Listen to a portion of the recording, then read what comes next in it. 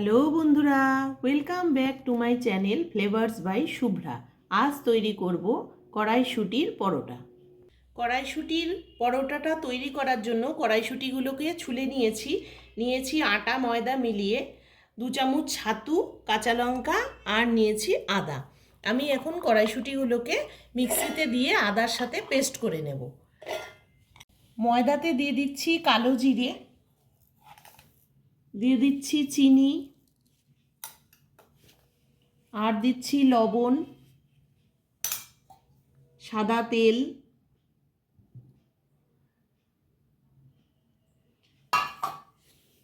এটার আমি একটা ডো বানিয়ে নেব। কড়াইশুঁটির মধ্যে আমি একটু হলুদ, লবণ আর চিনি দিয়ে দিচ্ছি। এটা একসাথে সব পেস্ট করে নেব। ফ্রাই প্যান গরম করে নিয়ে কিছুটা সর্ষের তেল দিয়ে দিচ্ছি। এবার দেব একটু কালো জিরে। এবারে আমি মটরশুঁটি পুরটা দিয়ে দিচ্ছি।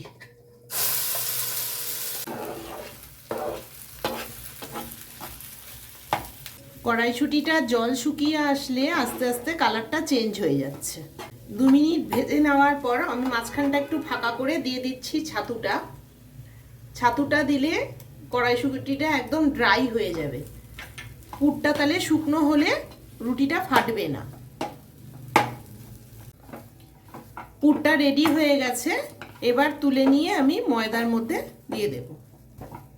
পুরটা রেডি হয়ে গেছে, এখন আমি তুলে নেব। এবার আমি আটাটা মেখে নিচ্ছি।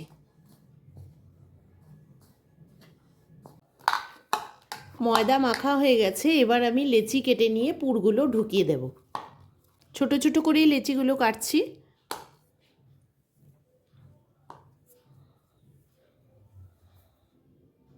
এভাবে গোল করে নিয়ে পুরটা দিয়ে দিচ্ছি।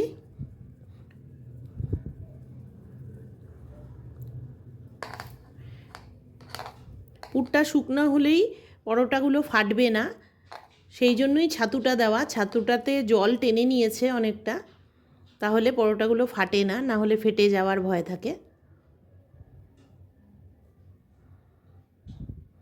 এই যে মুখটা বন্ধ করে দিলাম এইভাবে, এবার বেলে নিলেই হয়ে যাবে। এভাবে সবগুলো রেডি করে নেব।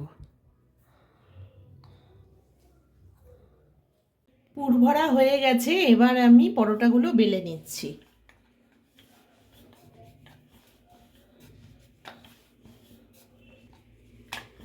একটু ছোট করে গোল করে বেলে নেব, বেশি বড় করলে ফেটে যেতে পারে। ফ্রাই প্যানটা গরম করে নিয়ে পরোটাটা দিয়ে দিচ্ছি।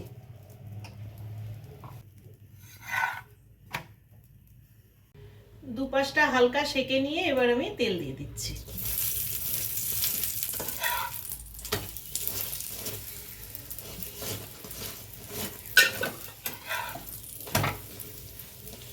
তোমাদের যদি এই মটরশুঁটির পরোটার রেসিপিটা ভালো লেগে থাকে তাহলে ভিডিওটিকে লাইক করো, চ্যানেলটিকে সাবস্ক্রাইব করো, আর যারা ফেসবুক পেজ থেকে দেখছো তারা পেজটিকে ফলো করে দিও।